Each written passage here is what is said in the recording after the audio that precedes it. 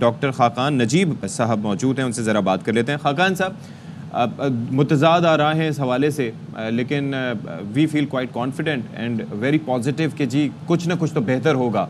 इससे नुकसान क्या हो सकता है, फ़ायदा ही होगा। आप बहैसियत माहिर मुआशियात क्या देखते हैं when these people are coming to Pakistan? रूस का 76 रुकनी दस्ता, चीन के हम देख रहे हैं कि जिस तरीके से वज़ीर आज़म साहब पाकिस्तान आए हैं, तो इन सब की आमद से क्या फ़ायदा पाकिस्तान को पहुँच सकता है? सत्ती साहब, पहले तो आपकी मीडिया के पॉइंट ऑफ व्यू से ही सोच लेते हैं। देखिए ना, आज तक गुफ्तगू पाकिस्तान की होती है, आईएमएफ ने पैसे दे दिए, हमने किसी से पैसे मांग लिए, कोई हमें प्रोजेक्ट एड आ गई। आज हम एक गुफ्तगू करेंगे, चलें at least number of countries and a number of countries जिनमें दुनिया की 40% पॉपुलेशन 3 अरब लोग रहते हैं, उनके जो लीडरशिप्स हैं और इम्पोर्टेंट लीडरशिप्स हैं, कई प्रीमियर्स हैं, फिर इंडिया के फॉरेन मिनिस्टर को ज़रूर जिक्र करना चाहिए, बाकी जो ऑब्जर्वर स्टेटस की कंट्रीज़ हैं, ये सारी पाकिस्तान में मौजूद हैं। अब इससे फ़ायदा क्या हो सकता है? देखिए, सबसे पहले तो ये है कि एससीओ बनी थी गुड नेबरलीनेस को। सो अगर हम नेबरलीनेस ही प्रमोट कर लें तो ये एक अच्छी चीज़ है। इसको मैं एक टीसीएस फ्रेमवर्क कहता हूँ हमेशा, ट्रेड, कनेक्टिविटी एंड सिक्योरिटी। अगर एससीओ को छोड़ भी दें तो I think this is how this, जिसे आप कहेंगे खित्ता हैज टू बिहेव।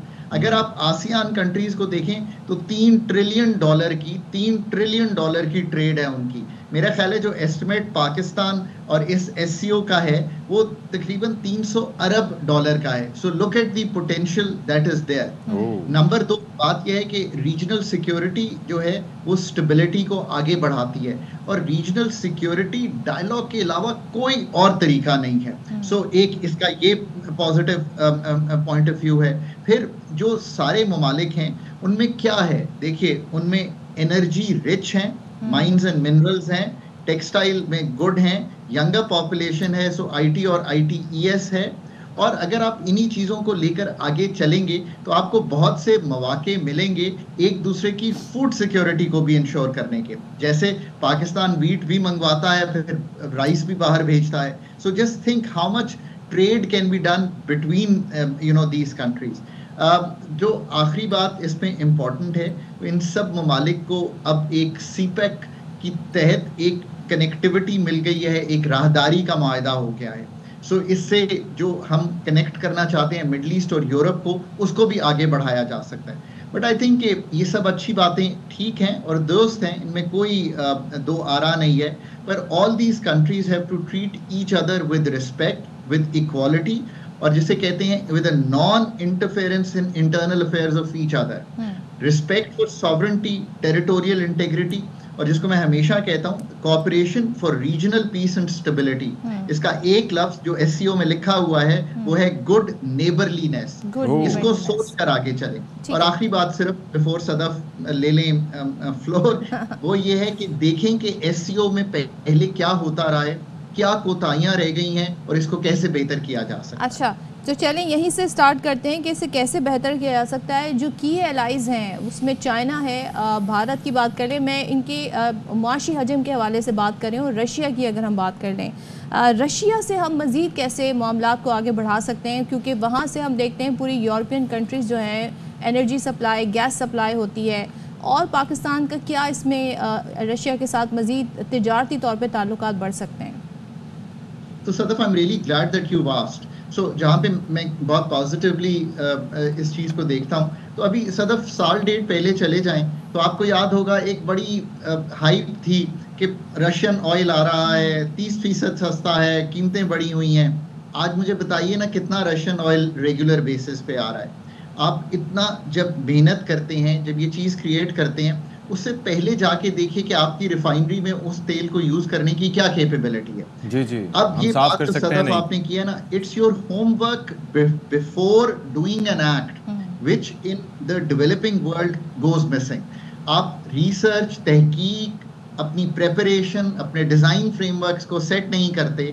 इस जो हो रही है एससीओ समिट, बालातर इससे कि हम हर वक्त गुफ्तगू करते रहते हैं क्या हो रहा है पॉलिटिकली, क्या हो रहा है यहाँ पे, क्या हो रहा है। पहले जाकर होमवर्क किया हुआ है कि एरियाज, रीजनल सिक्योरिटी का आर्किटेक्चर क्या होना चाहिए, हम रख सकते हैं सामने। इकोनॉमिक इंटीग्रेशन का क्या मतलब है एससीओ के तनाजुल में, हम रख सकते हैं सामने।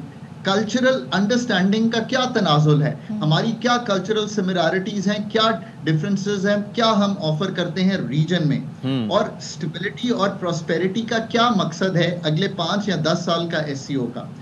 सो रशिया के साथ बिल्कुल 76 अगर लोग आए हैं रशिया के, so what are they here for. और फिर मैं कहता हूँ कि एक चीज़ तो रियलाइज़ कर लीजिए ना कि ये गवर्नमेंट टू गवर्नमेंट जो काम भी करने की कोशिश की है उसमें कामयाबी नहीं हुई। तब भी हमने स्टेट रन ऑर्गेनाइजेशंस को पेट्रोलियम सेक्टर की यूज़ करने की कोशिश की। आज मेरे ख्याल में शायद फिर शुरू करेंगे कि वहाँ से क्या पेट्रोलियम प्रोडक्ट्स हैं जो पाकिस्तान आ सकती हैं। So think very very in a research oriented way. मैं हमेशा कहता हूँ कि अपनी सोच जब तक नहीं डालेंगे और अपना गोल जब तक डिफाइन नहीं करेंगे तो फिर रास्ता कैसे ढूंढेंगे उस गोल को पहुंचने का। आई रियली होप कि पाकिस्तान ने बहुत सा काम किया हो before going into this summit. एक चीज़ ज़रूर मेंशन करता हूँ, we welcome all guests as people of Pakistan, and of course we're highly grateful that the Prime Minister of China is here on a longer visit. We are very very grateful for the Gwadar airport. That's a gift to the people of Pakistan by Chinese. I've been in government, and I'm saying this in English so that everyone understands who's visiting. And I know the kind of support that comes in from China whenever, wherever, in whatever sector we've needed. Pakistan authorities have just said when we were going to the fund how much support that came in. I really hope we can move forward. But that doesn't mean that we don't want to engage with Russia on petroleum products. That doesn't mean that we don't want to engage with Iran to move forward on barter trade. That doesn't mean that we can't go with the car countries for export of wheat or import of wheat, or to enhance our regional dialogue with them. All these energy, textile, IT, ITES, younger generation, cultural exchanges. The scope's great. How much we can put meat when this summit ends, and what follow-ups all these countries can do, that remains to be the case. Khaqan साहब, कितना बेहतर होता अगर let suppose कि Chinese वज़ीर आज़म आपको देख रहे होते और उनके साथ उनका ट्रांसलेटर ना होता, तो आप मैंड्रीन में अगर बात करते तो ज़्यादा आसानी होती उनके लिए। अच्छा, जोक्स अपार्ट, मैं ये जानना चाह रहा था कि इस वक्त जो बाकी रियासतें हैं रशिया के अलावा, जिसमें ताजिकिस्तान, किर्गिस्तान, कज़ाकिस्तान, ये रियासतें हैं, इनके साथ कल हमारे साथ मौजूद थे इख्तियार बेग साहब। तो उन्होंने एक सजेशन दी थी विच वाज क्वाइट गुड कि भाई करेंसी के इश्यूज़ होते हैं ना, तो आप बार्टर ट्रेड के ऊपर फोकस करें और उसके अंदर इनसे बात करने की कोशिश करें। अब बार्टर ट्रेड में एक चीज़ आ जाती है कि चले उनसे हमें कुछ लेना है तो चलो हमने करेंसी दे दी, डॉलर्स दे दिए, ले लिया। लेकिन बार्टर ट्रेड के लिए ये ज़रूरी है कि हमारे पास भी कुछ हो उनके देने के लिए। तो उनसे लेने के लिए तो हमारे पास कुछ हो सकता है, हमारे पास क्या है जो दे के बार्टर किया जा सके? देखिए ना, अब यहाँ पे जो इम्पोर्टेंट गुफ्तगू है वो ये आ जाती है कि पाकिस्तान ने अपनी पैदावारी सलाहियत किस चीज़ में बेहतर करनी है ताकि सरप्लस राइस 4 अरब डॉलर की एक्सपोर्ट हुई पिछले साल। अगर आप बिल्कुल मुझे स्पेसिफिक्स में ले जाना चाहते हैं तो मैं चला जाता हूँ, क्योंकि मैं जुज़ियात में जाना पसंद करता हूँ, अदरवाइज तो एक हायर लेवल गुफ्तगू हो जाती है।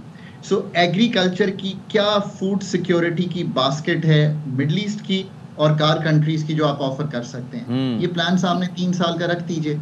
मैं कभी कभी कहता हूँ ये पर्चे एक सफ़े के ना, और मैं हमेशा सरकार में भी कोशिश करता था एक सफ़े से ज़्यादा ना लिखूं, क्योंकि किसी की जिसे कहते हैं ना वो ही नहीं होती, फोकस ही नहीं होता, इतना अटेंशन स्पैन नहीं होता आपका। एक सफ़े पे लिख दें कि राइस अगले 3 साल में क्या करना चाहते हैं, वीट अगले 3 साल में क्या करना चाहते हैं, मेज़ अगले 3 साल में क्या करना चाहते हैं, कॉटन अगले 3 साल में क्या करना चाहते हैं। 4 एक्सपर्ट बिठाइए एग्रीकल्चर के, मुझसे नाम पूछ लीजिए, उनको बिठाइए, उन्हें कहिए कि ये लिख दें हमें कि ये कैसे प्रोग्रेस करेगा। अब इस पे काम कहाँ हो रहा है आपको पता है, जो एस्टैब्लिशमेंट है उसने लिम्स, फोन ग्रो, ये कंपनीज बनाई हैं। सो आई रियली होप कि वहाँ पे ये काम हो रहा होगा। अच्छा। और ये पर्चे लिखे जा रहे होंगे।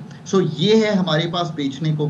दूसरी चीज़ जो हमारे पास बेचने को है वो 40,000 जो ग्रेजुएट निकलता है अगर 3-3.5 अरब डॉलर की हमारी ITES की एक्सपोर्ट है तो उसको कैसे इंटीग्रेट करके आगे बढ़ाया जा सकता है। Okay. दूसरी ये चीज़ है जो इन द इमीडिएट, और तीसरी चीज़ जिसमें सत्ती साहब मैं प्राउडली कहता हूँ, और मैंने चूँकि जब ये शुरू नहीं हुआ था तो एक आर्टिकल लिखा था, पिछले 73 से लिखता हूँ, मेरा एक आर्टिकल डॉन में छपा था, उसका नाम है रॉक्स एंड क्रॉप्स। रॉक से आपके पास copper, iron, zinc, aluminium, gold, ये सारा कुछ पड़ा हुआ है बलूचिस्तान में। अब सऊदी अरेबिया का इंटरेस्ट है, मिडिल ईस्ट का इंटरेस्ट है। This is Pakistan $5 billion export pickup in the next 5 to 10 years। Sir मेरी बात सुने, सिर्फ दोस्तों का नहीं, दुश्मनों का भी इंटरेस्ट है जी।